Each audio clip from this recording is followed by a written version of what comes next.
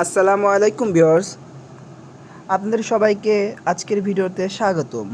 এখানে প্রতিদিন সবার আগে পাবেন সরকারি ও বেসরকারি চাকরির সর্বশেষ নিয়োগ বিজ্ঞপ্তি, আবেদন করার নিয়ম ও গুরুত্বপূর্ণ আপডেট। তাই সাবস্ক্রাইব করে আমাদের সঙ্গেই থাকুন। চলুন শুরু করা যাক আজকের ভিডিও। তো আজকে হচ্ছে এআই কোর্সের রেজাল্ট দিয়েছে। সো আপনারা কিভাবে দেখবেন সেটা আজকে বলবো, ঠিক আছে?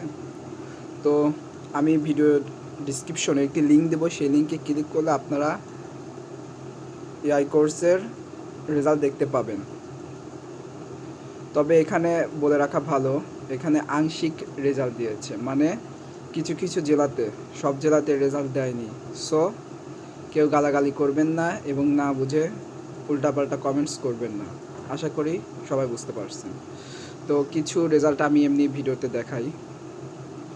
যেমন এই যে কক্সবাজার জেলা, ঠিক আছে, এখানে হচ্ছে আপনার চূড়ান্ত মেধা তালিকা নিয়েছে 25 জন এবং অপেক্ষামান তালিকা নিয়েছে 15 জন এবং দ্বিতীয় অপেক্ষামান তালিকায় রয়েছে 10 জন।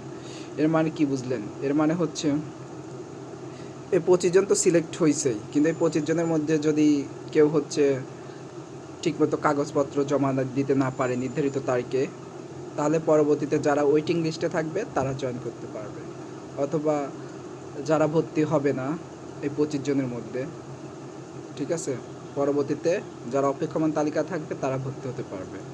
সো এটা গেল একটা আপডেট।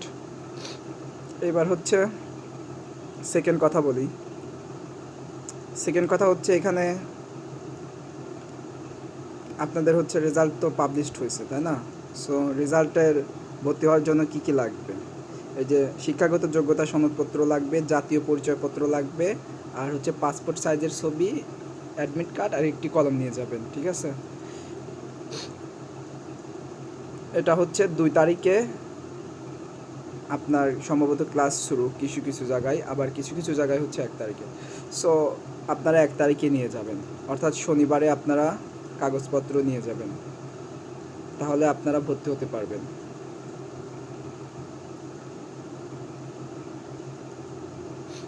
অবশ্যই ভর্তি হবেন, ঠিক আছে? এখানেও সারা বাংলাদেশের থেকে মাত্র 25 জন নিয়েছে। সো যারা হচ্ছে সিলেক্টেড হয়েছেন তারা নিশ্চয়ই ভাগ্যবান ব্যক্তি। সো এতটুকু আপডেট দেওয়ার ছিল। সো ভিডিওটি যদি ভালো লাগে একটি লাইক দিন, বন্ধুদের সঙ্গে শেয়ার করুন এবং প্রতিদিন নতুন চাকরির খবর পেতে চ্যানেলটি সাবস্ক্রাইব করুন। সবাইকে ধন্যবাদ।